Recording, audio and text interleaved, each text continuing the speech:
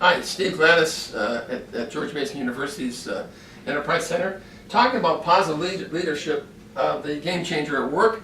New book that's coming out this month that we did. A lot of fun to write, just an amazing year of my life to be involved in this positivity research and just reading. I didn't do any of the research, I read the research and did kind of a meta-analysis of it.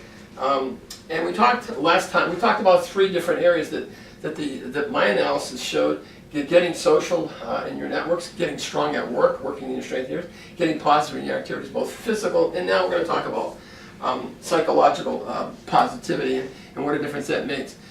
Here's one little piece on this. Sonia Lyubomirsky out of California is a well-known psychologist, a great contributor in the field, who has done a lot of work in this area and has talked about the whole idea of rumination.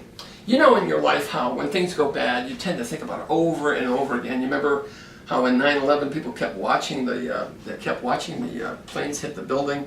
Psychiatrists and psychologists told people, don't watch that video. They told them to stop watching because every time you ruminate about something negative, which is a very natural thing for you to do, what ends up happening is it injures you every time. And what the psychologists will tell you is that you want to try to think of something else or distract yourself in some way or other. In the book we talk about some techniques that are available. But stopping rumination is one of the things that Lyubomirsky said can make you a happier person.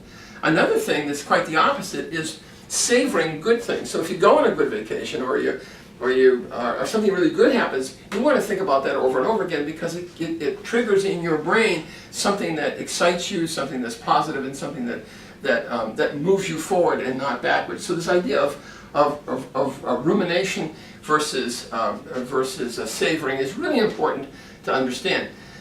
One particular one that I thought was pretty interesting was John Gottman, who was called the Love Doctor. He's been studying the idea of love and marriage for over 35 years. Was asked what advice he would give to young marrieds, and he said, always think about a salt shaker with yeses in it. And every time your mate says to you, hey, let's try this or let's try that, you should say, yes, let's give it a try, or yes, let's think about it, or yes, we should do that. He said that, and again, that's how you get that 5-to-1 from Gottman, that Gottman talks about. A couple more things. And one of the most amazing things that I found was that practicing gratitude gets people in a whole different zone. Pardon me.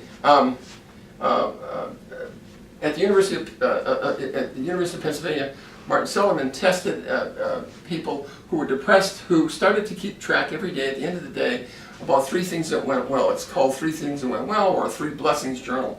Within 15 days, those people began to start to feel remarkably better. 15 days at the end, just by writing down what went well 3 times a day. And I do this every night before I go to bed. I keep a little pad right next to my Lipitor so that I take my medication at night. I write down 3 things that went well.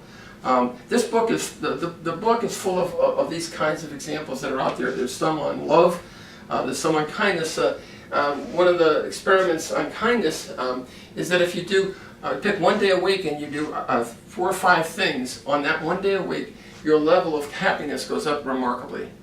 For the last 2 years, 1.5 to 2 years it's been now, I've been doing this stuff, and it has made a tremendous difference in my life, and I hope it makes a tremendous difference in your life. It's one of the reasons we wrote this book. Hope that you read the book, pass it on to leaders and friends of yours. It's called Positive Leadership, the Game Changer at Work, and this is Steve Gladys, George Mason Enterprise Center for the Steve Gladys Leadership Partners. Thanks very much for listening. Hope you'll pass this along to some of your friends. Thank you.